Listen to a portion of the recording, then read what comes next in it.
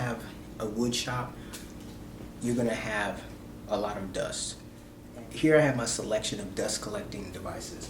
So I've already mentioned in a previous video about the Milwaukee backpack vacuum, which is decent. I find it's a little bit overpriced, but it's a nice little solution for smaller jobs. And then here, this is one of my older vacuums. This is the original M18 Shop Vac. This is a wet dry vac, so you can change out the filters and use it either wet or dry. It comes with a hose. The top actually houses a couple of components. You've got the broom tool, and then you've got the pointed nozzle here to vacuum out your vehicle. The M18 battery fits down in here. Now this particular model does not accept the 12 volt. Now they actually had a kind of a recall where you can basically send this in and they actually modify it so that it will receive the 12 volt. The new one actually does accept the 12 volt battery. Anyways, it's a pretty decent vacuum. It's fairly powerful. It has a high pitched noise to me. That's my only complaint with this. It's got a blower function on this side and the conventional vacuum on the other side. Overall, I think it's a pretty handy and pretty rugged little vacuum. Now, right here, I have the M12 Stick Back. It's okay, it's not bad. It's got a strange little filter system here where you twist it off and whatever, there's junk in there now. I use this for smaller jobs. I'll basically have this available like when my kids help clean up, this along with my two Ryobi, smaller Ryobi vacuums. So these here are my two handheld Ryobi vacuums. As I said, when I have my children help with any kind of cleaning up, I'll just hand these three out and they'll help out with the cleaning. Then here I have the Ryobi Cordless wet dry vac back here. It actually has storage for onboard attachments. The hose can wrap around here. It rolls. It's a 18 volts, so it doesn't need a cord. Now, this thing has a very high whine, in my opinion, too. And then if you come in closer, you can see that the button has already broken. It still works, but you can see that it's busted up there. I don't even know how that actually happened, but it did. So anyways, that's my Ryobi 1 Plus. This is a cordless wet dry vac. So far, just this one and the Milwaukee here are cordless wet dry. Now, one of my oldest vacuums was this rigid 6.5, 16 gallon wet dry vac. I've owned this for quite a while, and it's been very, very useful. Now, the thing is, when I bought my Festool Domino, I tried to connect this device to the Domino. Actually, I tried to connect that one and I tried to connect the Milwaukee with it didn't work out very well for me. And I do believe that maybe Rockler or something like that has something that may actually allow something like this to connect to the Domino. And I believe Bosch has something that connects. But when I started doing the research and I'm like, I have to buy all these other brands to bring them in just to connect to the Domino, I went ahead and ponied up and bought the Festool that you see here. This is the Ct48 Eac. It's the auto clean version. Now, this is actually the second one that I've owned because probably, I don't know, a year, maybe 2 years ago, I bought the Festool Domino, and what made me buy it was, well, regardless of that. So I bought the Festool to basically, and I got the 48 liter, because most people don't buy the 48 liter Festool, or at least, especially someone like a DIY hobby guy like me. But the reason why I went ahead and purchased the 48 liter, because my goal was that it was going to replace my rigid. This was going to be my primary or maybe only shop vac, and that's why I ponied up and paid the big bucks for it. But then after spending that amount of money and bringing it home, I opted that I did, that this would be good for things like wet dry and things that I didn't want to pick up with the Festool, and so I kept both of them. Now the Festool this is not all one unit. I have on top the Ct48 which is like their cyclone system. I purchased that because Festool products are not cheap, and obviously with the dust bags, they're pretty pricey. You can actually get a reusable dust bag for the Festool vacuum. However, I think it's like close to $300, like $200 and something or whatever for that bag, which is a long life reusable bag. The other bags obviously are going to want be substantially cheaper, but after dropping the amount of money that I've dropped on this Festool Auto Clean vacuum, I decided, I don't want to buy any bags anytime soon. So that's why I went ahead and spent the extra money and bought this component here, which is their kind of like version of a cyclone. Now, wrapping up my vacuum collection is the Dewalt Flexible. Now, of all of these, the Festool and this are considered dust extractors. So they're very good for using with tools like track saws. This one particularly has a proprietary tip that works with the Festool. I was actually able to buy some Dewalt accessories for hoses, and one of those actually fits inside of the Makita track saw, so I'm able to stick it in there, and then I can attach this like it's native. Now, the reason why I went with this particular vacuum is because, number one, it's fully battery powered, so I do not need a cord like I need with the Festool. The other thing is it fits within the Dewalt ecosystem. Since I already had the Dewalt track saw, they run off of the same battery. And this has another nice little feature, which is this little dongle here.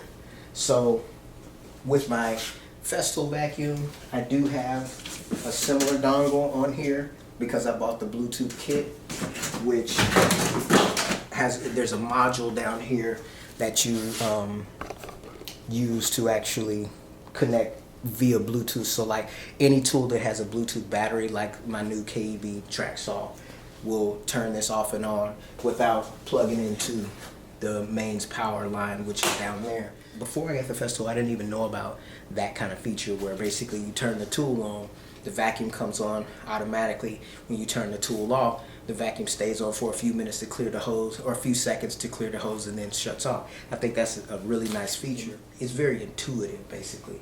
So now, back onto the Flexible.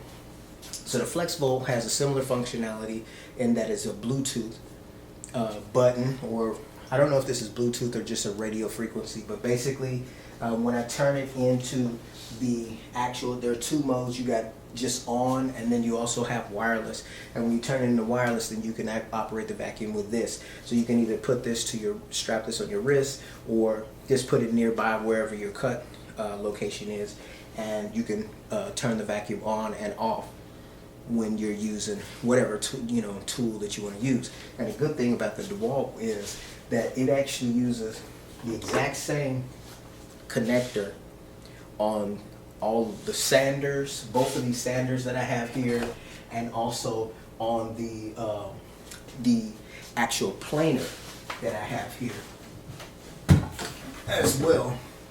They all have that proprietary connection, which is really nice, and it's secure.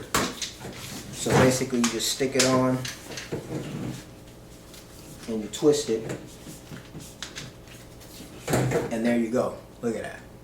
That's a nice connection. That's not going to come out like some other brands where it actually just slide off. So that is what I like about this Festool.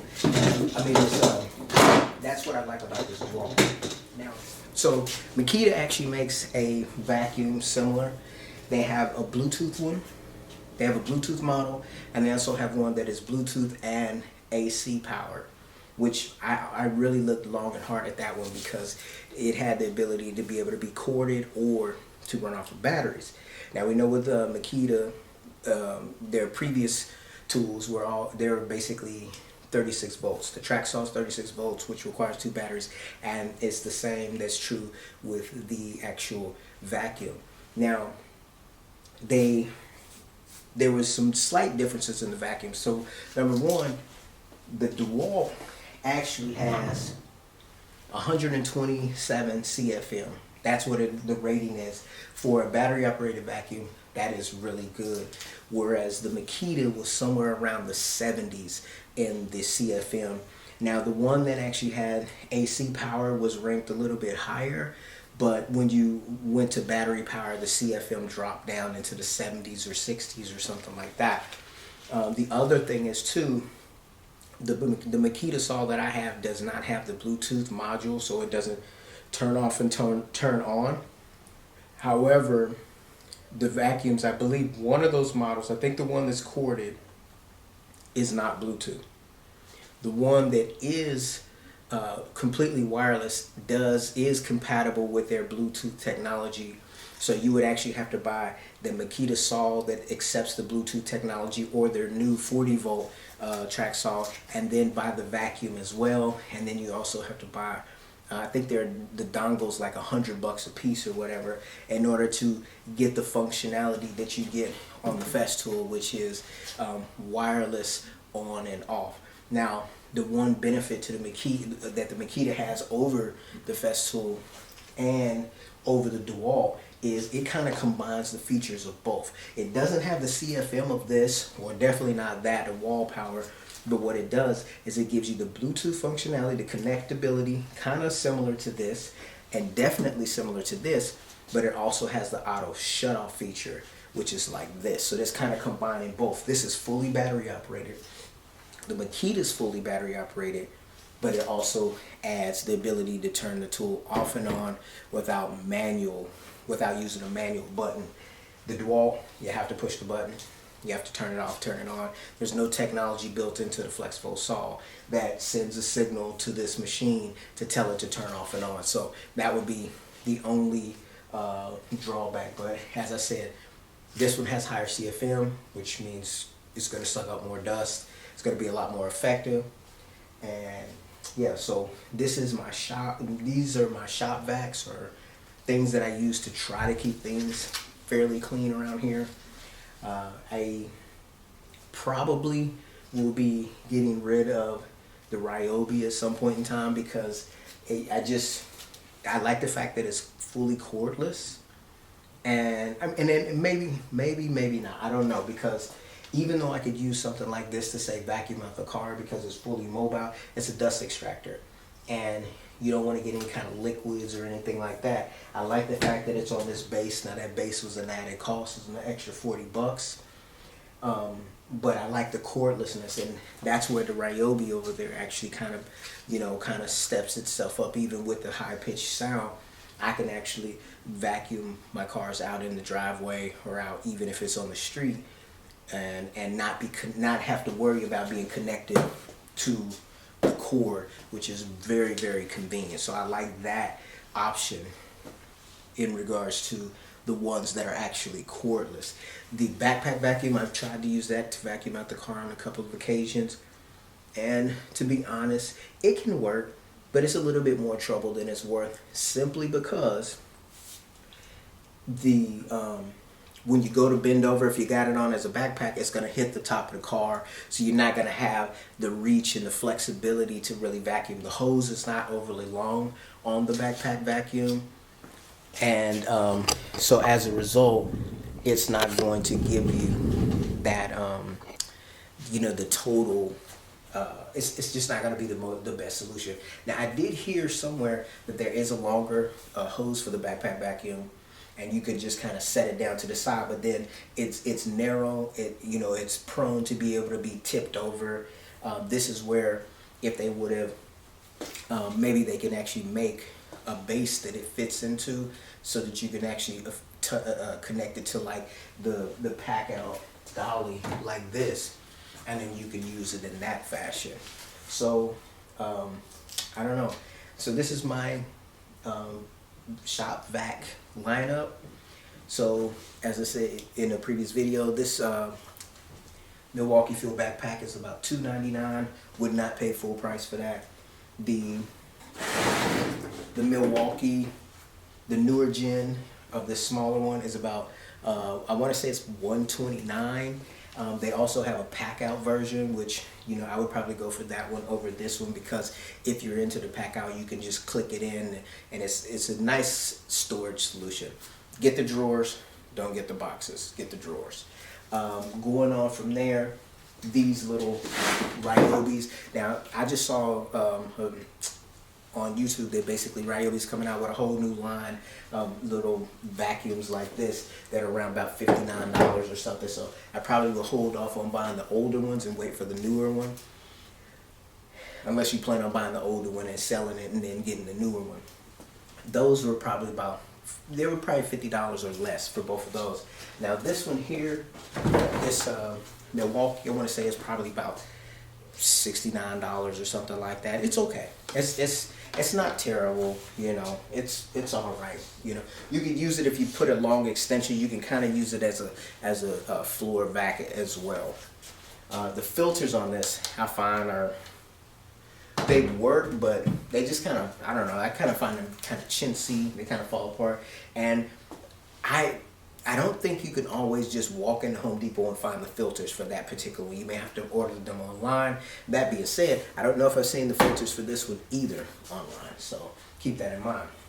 Now this one back here, the Cordless, that I want to say I paid about $100 for, and like I say, if you want to go an inexpensive route, I can't say that it's a terrible vac. I mean, when you spend a little bit less money, I think you could possibly have the tendency to be, or at least for me, maybe be a little bit rougher with a tool, and so you feel more comfortable. That's the reason why I kept my Rigid around, because if I suck up water with this or whatever and I ruin it, I don't feel quite as bad.